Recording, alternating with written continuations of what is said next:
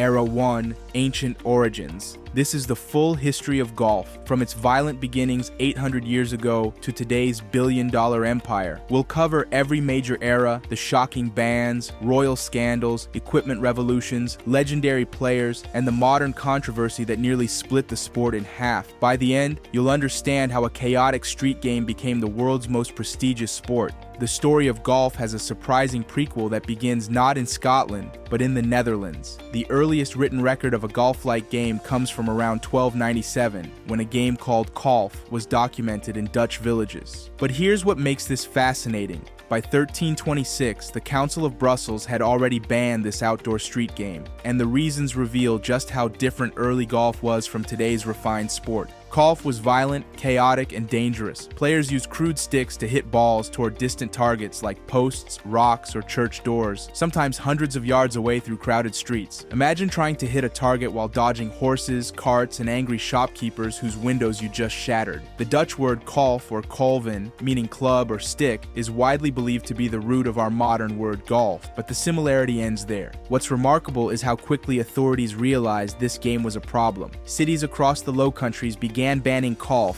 not just for property damage, but because it was causing serious injuries and even deaths. Yet people couldn't stop playing. Some cities tried compromise. In 1387, Brielle allowed playing a ball with a club, but only outside town walls. By 1389, Haarlem actually provided residents with a dedicated field called de baan specifically for the game. This tells us something crucial about human nature and golf. Even 700 years ago, people were so addicted to this game, they'd risk fines and punishment to play. But the most shocking example of early golf's violent nature happened in 1650 at Fort Orange, near modern Albany, New York, where Dutch settlers had brought their beloved game to America. After a round played for brandies, yes, golf gambling is that old, a dispute erupted over scoring at Stephen Jansen's tavern. The innkeeper's wife, Maria, was keeping score with chalk marks on a board, where each stroke was worth 2 brandies. When she wiped off strokes after pouring drinks, accusations of cheating led to a massive brawl. 2 men, Stephen Jansen and Cornelius Kisberg, ended up killing each other over what was essentially a golf scorecard dispute. They reportedly apologized to each other before dying, which somehow makes it even more tragic. This incident led to colf being banned in Fort Orange by 1659, with authorities citing great damage to windows and people being exposed to danger of being wounded. But here's the question that should intrigue you. If this Dutch game was so problematic, how did it evolve into the gentleman's sport we know today? The answer lies in what happened when colf crossed the North Sea to Scotland. Era 2, Scottish foundation, and royal drama. Scotland's relationship with golf started with what might be history's most ironic ban. In 1457, King James II of Scotland issued an edict prohibiting golf, and the reason reveals something fascinating about medieval priorities. The king wasn't concerned about property damage or violence. He was worried about national security. Golf was diverting his subjects from archery practice, which he considered essential for defending against English invasions. Think about this for a moment. Golf was considered such a compelling distraction that a king feared it would leave his kingdom defenseless. The 1457 Act of Parliament specifically banned golf alongside football as unprofitable sports that interfered with military training. This wasn't a casual suggestion. Violating the ban carried serious penalties. But here's what makes this story even more interesting. The ban didn't work. King James III reinforced the prohibition in 1471, and King James IV issued an even stronger ban in 1491. But then something extraordinary happened that would change golf forever. King James IV discovered the game himself. The Lord High Treasurer's accounts from 1502, 1503, and 1506 provide fascinating details about the king's newfound obsession. We can see exact payments for the king's golf clubs and balls when he stayed in Perth, Edinburgh, and St. Andrews. But the most revealing entry comes from 1506. 3 French crowns lost by the king in a golfing bet. This makes James IV not just the first authenticated royal golfer, but also the first documented royal golf gambler. Imagine the irony. The same monarch who banned golf for being a distraction became so addicted that he was losing money betting on it. This royal endorsement was crucial because it legitimized golf among the Scottish nobility. If the king could play, everyone could play. The royal golf tradition continued with one of history's most controversial female figures, Mary Queen of Scots. She became the first documented female golfer, but her timing was questionable to say the least. In 1567, just days after her husband Lord Darnley was murdered in a mysterious explosion, Mary was spotted playing golf at Seton Palace. Her critics used this against her, arguing that a grieving widow shouldn't be out on the golf course. But Mary's contribution to golf goes beyond scandal. She's widely credited with popularizing the term caddy, believed to derive from the French military cadets who assisted her during games in France. But here's what's fascinating about Mary's story. It shows that even in the 16th century, golf was so compelling that people would risk their reputations to play. Mary was already under suspicion for her husband's death, yet she couldn't resist a round of golf. This pattern of golf addiction among royalty and nobility would prove crucial to the game's development. The question now becomes, how did this royal endorsement transform a chaotic game into an organized sport? The answer involves the creation of golf's first rules, and the accidental decision that still governs every golf course in the world today. If you're loving this video, subscribe now and help us hit 5,000 golf fans by month's end. Era 3. Game formalization and the 18-hole accident. Golf's transformation from royal pastime to organized sport happened in 1744, and the location is crucial to understanding why. The Honourable Company of Edinburgh golfers met at Leith Links, not a grand clubhouse, but essentially a public field near Edinburgh where anyone could play. These weren't wealthy aristocrats making rules for their private club. These were serious golfers who needed structure for their new annual competition. The 13 rules they created were revolutionary because they addressed the chaos that had plagued golf for centuries. Rule 1 established that you must tee your ball within a club's length of the hole you just completed. Rule 13 stated that if your ball lands in water or watery filth, you can take it out and drop it behind the hazard with a one-stroke penalty. These weren't abstract concepts, they were practical solutions to real problems that golfers faced every round. But here's what makes this moment so significant. These rules worked. Within a decade, golf societies across Scotland were adopting the Edinburgh rules, creating the first standardized version of the game. However, the most important standardization was still to come, and it happened completely by accident. St. Andrews formed their golf society in 1754, initially using the Edinburgh rules on their unique course layout. The old course at St. Andrews originally had 11 holes that players would complete going out, then turn around and play the same 11 holes coming back, creating a 22-hole round. This might seem strange today, but it made perfect sense. You use the same fairways and greens, just playing them in reverse direction. But here's where the accident happened that changed golf forever. As the game evolved and players became more skilled, they realized that the first 4 holes were simply too short to be challenging. So they made a practical decision. They combined the first 4 holes into 2 longer holes. This reduced the outward journey to 9 holes. And since you played the same 9 holes coming back, you had an 18-hole round. This wasn't a grand design decision based on perfect course architecture or mathematical precision. It was pure practicality. Some holes were too easy, so they made them harder. But because St. Andrews became increasingly influential in golf's development, their accidental 18-hole format became the template that courses worldwide would follow. Today, there are over 38,000 golf courses globally, and virtually everyone follows the 18-hole standard created by accident in 18th century Scotland. The Royal and Ancient Golf Club of St. Andrews eventually consolidated rules from over 30 different golf clubs and societies in 1897, creating the first truly unified rulebook. But standardized rules revealed a new problem. The equipment was holding the game back. Early golf balls and clubs were so primitive that even the best players couldn't showcase their true skills. This equipment limitation was about to change dramatically, and when it did, it would democratize golf in ways the Edinburgh golfers never imagined. Era 4, Equipment Revolution and the Democratization of Golf. Early golf equipment would shock modern players with its limitations and expense. The first golf balls, called featheries, were masterpieces of craftsmanship that took longer to make than most people spent playing golf in a month. A skilled craftsman would hand sew a leather pouch, then stuff it with wet goose feathers, sometimes using an entire goose worth of feathers for a single ball. As the feathers dried, they expanded, creating a hard, round ball. But here's the problem that kept golf exclusive to the wealthy. A master ball maker could produce only 3 or 4 featheries per day, and each one cost more than most people earned in a week. These balls were also incredibly fragile. Imagine playing golf knowing that one bad swing could cost you a week's wages. The clubs were equally primitive but beautifully crafted. Players wielded hand-carved wooden clubs with poetic names that described their function. Long noses were early drivers with extremely long, thin heads. Spoons had concave faces for lifting the ball from difficult lies. Niblicks were heavy clubs similar to modern wedges for getting out of trouble. Each club was individually crafted by skilled artisans, making a full set another luxury item. Then came 1848 and a discovery that would change everything. The gutty ball, made from the sap of the gutta percha tree, was cheaper, more durable, and could be easily repaired. If you damaged a gutty ball, you could simply heat it and reshape it back to perfect roundness. More importantly, these balls cost a fraction of featheries, making golf accessible to the growing middle class. The impact was immediate and dramatic. Golf course construction exploded. By the 1880s, the number of courses had doubled, and by 1898, there were over 1,400 golf clubs worldwide. But the gutty ball also revealed something unexpected about golf ball aerodynamics. New gutty balls didn't fly as well as ones that had been nicked and scratched during play. This led to the deliberate creation of surface patterns, eventually evolving into the dimpled balls we use today.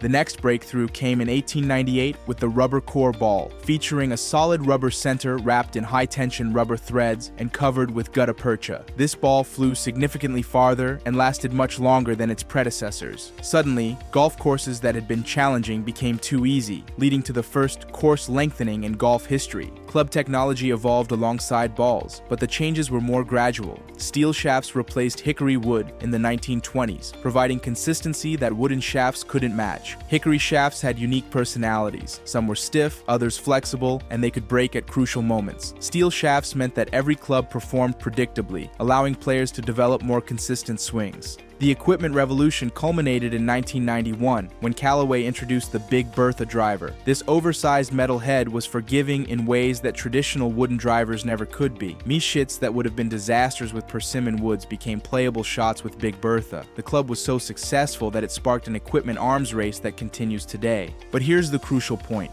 Each equipment improvement didn't just make golf easier, it made golf more accessible to average players while enabling the best players to showcase skills that primitive equipment had hidden. This equipment evolution created the foundation for professional golf to emerge as a legitimate career. But it took 3 extraordinary men to prove that golf professionals could be more than just club makers and teachers. Era 5, professional development and the Great Triumvirate. Professional golf was born from necessity, not ambition. In the late 1800s, golf clubs employed professionals who were essentially skilled servants. They made and repaired clubs, maintained the course, gave lessons to members, and occasionally played exhibition matches for the entertainment of wealthy amateurs. These men earned barely a pound per week and were often prohibited from using the clubhouse front door. Then came 3 men who would change everything: Harry Vardon, James Braid, and J.H. Taylor, known as the Great Triumvirate. From 1894 to 1914, these 3 dominated professional golf in a way that seems impossible today.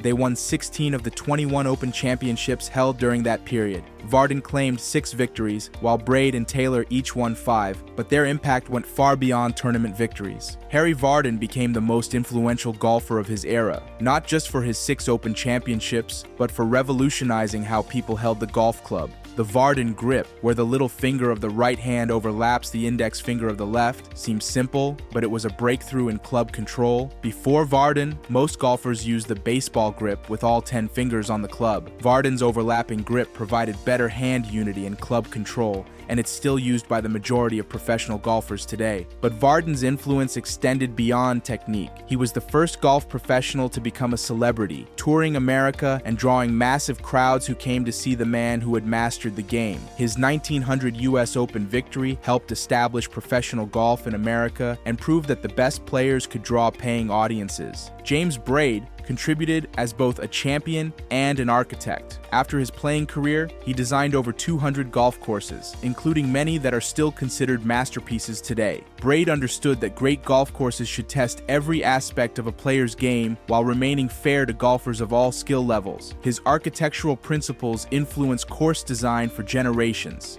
J.H. Taylor's contribution was organizational. He co-founded the British Professional Golfers Association in 1901, creating the structure that would govern professional golf. Taylor understood that professional golfers needed collective representation to improve their status and working conditions. The PGA provided a framework for organizing tournaments, setting standards for teaching professionals, and elevating the status of golf professionals from servants to respected athletes. The Open Championship, first played in 1860 at Prestwick Golf Club in Scotland, provided the stage for these professionals to showcase their skills. By 1920, tournament purses had grown substantially. The Glasgow Herald sponsored a tournament offering approximately £650 in prize money, roughly equivalent to £60,000 today. This attracted international players and established the concept of professional golf as a viable career rather than just a club job. But the triumvirate's most important legacy was proving that professional golfers could be more than skilled craftsmen. They could be athletes, celebrities, and ambassadors for the game. This foundation would support the emergence of golf's greatest legends, players who would transcend the sport and become global icons. If you are loving this video, don't forget to click the super thanks button and help us to create more video like this one. Era 6, legendary players and global icons. Jack Nicklaus holds 18 major championship victories, the four most prestigious tournaments in men's professional golf: the Masters, US Open, British Open, and PGA Championship. But here's what makes Nicklaus's record so remarkable. He didn't just win 18 majors, he finished second in 19 others. This means that for nearly 4 decades, Nicklaus was in contention to win golf's biggest tournaments more often than not. Known as the Golden Bear, Nicklaus didn't just win tournaments, he redefined what it meant to be a complete golfer. He would study every hole, every pin position, every weather condition, then execute a game plan that minimized risk while maximizing scoring opportunities. But Nicklaus's influence extended far beyond playing. He has designed over 400 golf courses worldwide, shaping how the game is played at every level. His design philosophy emphasizes strategic options, giving players multiple ways to play each hole while rewarding good decisions and punishing poor ones. Many of today's top courses bear his signature, and his architectural principles continue to influence modern course design. The television era brought golf to global audiences, and no one capitalized on this better than Arnold Palmer. The King became golf's first true superstar by combining charismatic personality with an aggressive, go-for-broke playing style that captivated viewers. Palmer didn't just play golf, he attacked it. His willingness to attempt impossible shots and his emotional reactions to both success and failure made him television gold. Palmer's army of fans, known as Arnie's Army, helped transform golf from an elite pastime into mainstream entertainment. These weren't just golf fans, they were Palmer fans who followed him everywhere, cheering his aggressive play and commiserating with his failures. Palmer's marketability proved that golfers could become household names and wealthy celebrities, paving the way for modern sports marketing. But Palmer's most important contribution was making golf accessible to average people. He came from a working-class background. His father was a greenskeeper and club professional, and he never forgot his roots. Then came Tiger Woods, who revolutionized everything about professional golf. His 1997 Masters victory at age 21 announced a new era in the most dramatic way possible. He won by 12 strokes, the largest margin in tournament history, and became the youngest Masters champion ever. But the victory's significance went far beyond the record books. Tiger brought unprecedented athleticism to golf, normalizing fitness training and power hitting. Before Tiger, most professional golfers were skilled, but not particularly athletic. Tiger combined skill with the physical conditioning of a world-class athlete, hitting the ball farther and more accurately than anyone had thought possible. His impact on golf's popularity was immediate and global. Television ratings soared whenever Tiger played, prize money increased dramatically, and golf participation among young people and minorities reached historic levels. Tiger proved that golf could be exciting, athletic, and diverse. Tiger's 15 major championships include perhaps the greatest comeback in sports history, the 2019 Masters victory after a decade of personal struggles, multiple back surgeries, and questions about whether he'd ever compete again. His emotional celebration after sinking the winning putt reminded the world why he's considered one of the greatest athletes of any generation. Era 7. Modern business and the Saudi disruption. The biggest disruption in golf history happened in 2022 when Saudi Arabia's public investment fund launched LIV Golf with a simple but revolutionary premise. What if money was no object? This wasn't just another professional tour. It was an attempt to completely reshape professional golf using unlimited financial backing and a fundamentally different approach to the sport. LIV Golf offered individual players contracts worth hundreds of millions of dollars before they even played a tournament. Phil Mickelson reportedly received $200 million, Dustin Johnson got $125 million, and Brooks Koepka signed for over $100 million. These weren't prize money earnings, these were signing bonuses just for joining the league. The numbers were so staggering that they forced every professional golfer to make a choice between loyalty and life-changing wealth. But LIV wasn't just about money. It was about reimagining professional golf for a new generation. The format was revolutionary, 54-hole tournaments instead of the traditional 72 holes. The tour was even named Live, the Roman numerals for 54, to highlight its break from PGA Tour tradition. The team concept was particularly innovative. LIV created 12 four-man teams with captains, uniforms, and separate team competitions running alongside individual tournaments. This gave fans additional storylines to follow and created a more dynamic viewing experience than traditional stroke play. The golf world split dramatically along lines that seemed impossible to bridge. Established stars like Tiger Woods and Rory McIlroy remained loyal to the PGA Tour, turning down offers that reportedly reached $700 to $800 million for Tiger and $500 million for McIlroy. Their decision was based on preserving golf's traditional structure and maintaining the sport's integrity. Others, including major champions like Phil Mickelson, Dustin Johnson, Brooks Koepka, and Bryson DeChambeau, accepted the life-changing money and joined LIV. Their reasoning was understandable. These contracts guaranteed financial security for multiple generations of their families. The division created bitter rivalries and legal battles that threatened to permanently fracture professional golf. The PGA Tour banned LIV players from their events, threatened sponsors who supported the breakaway league, and filed lawsuits challenging LIV's recruitment tactics. LIV countered with their own legal action, claiming the PGA Tour was operating as an illegal monopoly. For over a year, golf fans were forced to choose sides. Major championships became the only tournaments where the world's best players competed against each other. Then came June 6, 2023. The PGA Tour announced a surprising business partnership to merge with LIV Golf's Saudi backers, stunning players and fans who had chosen sides in the bitter conflict. The announcement came without warning. Even Tiger Woods and Rory McIlroy, the PGA Tour's most vocal supporters, learned about it from news reports. Players who had remained loyal to the PGA Tour felt betrayed.